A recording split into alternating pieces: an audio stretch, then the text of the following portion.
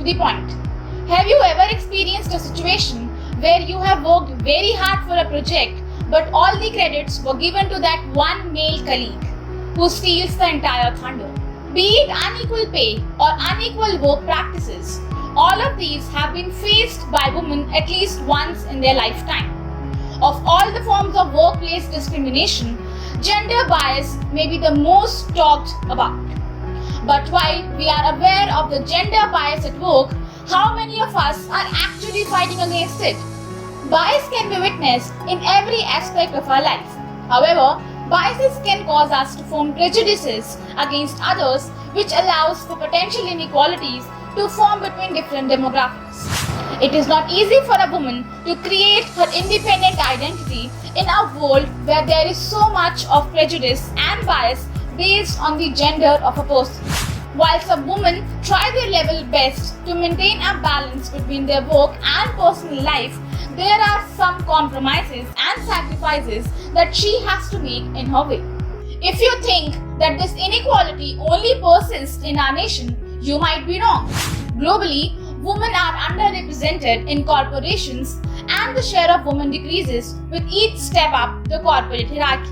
Women encounter many barriers to advancement into corporate leadership positions, and these barriers include gender-based discrimination as well as unconscious gender bias. Many companies have shown their commitment to gender equality by establishing family-friendly practices and policies and facilitating women's careers and professional networks. Nevertheless, unconscious gender bias continues to impact women in the workplace. Let's discuss some examples which validates all the points I just talked about.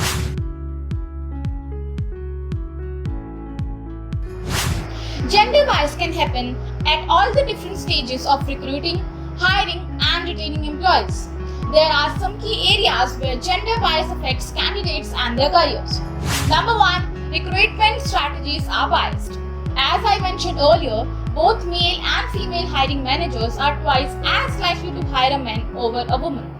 Throughout the recruiting process, there can be traces of gender bias, starting with where and how you recruit candidates. Point number 2, job descriptions involve gender bias. Even something as simple as a job description contains traces of unconscious bias. Language inherently has gendered associations, so including words like confident, decisive, strong, and outspoken have been found to attract male candidates and deter female candidates. Number 3, gender-biased hiring managers. During the interview, hiring managers tend to ask more targeted questions about a female candidate's leadership abilities and unconsciously prefer more masculine leadership styles, which leads to fewer women getting selected for a particular job. Point number 4. Interview questions can be gender biased too. One study found that hiring managers tend to ask male candidates to perform more math-based interview tests and female candidates more verbal interview tests. Additionally, hiring managers are more likely to ask female candidates about parental plans and responsibilities. While discriminating against parents and pregnant women is illegal, asking questions about a candidate's parental status technically is not illegal. But men comparatively are not asked much about their personal life. Okay, so now I have another significant point to discuss. Have you ever heard that men also become victims of gender bias? Yes, that's true. All of us have a mindset that gender bias is a thing of the past. But unfortunately, we are still a long way from gender parity in the workplace today. Gender bias also affects employees' development as women get less constructively critical feedback than men. We all know that when women behave outside of their gender stereotype, they may be viewed as less hireable. But research shows that men are also inflicted for straying from the strong masculine stereotype. Studies reveal that when male leaders ask for help, they are viewed as less competent. When men disclose a weakness, they are believed to have a lower status. Research has also shown that men who ask for family leave, which historically has been seen as a woman's role, are viewed as poorer workers.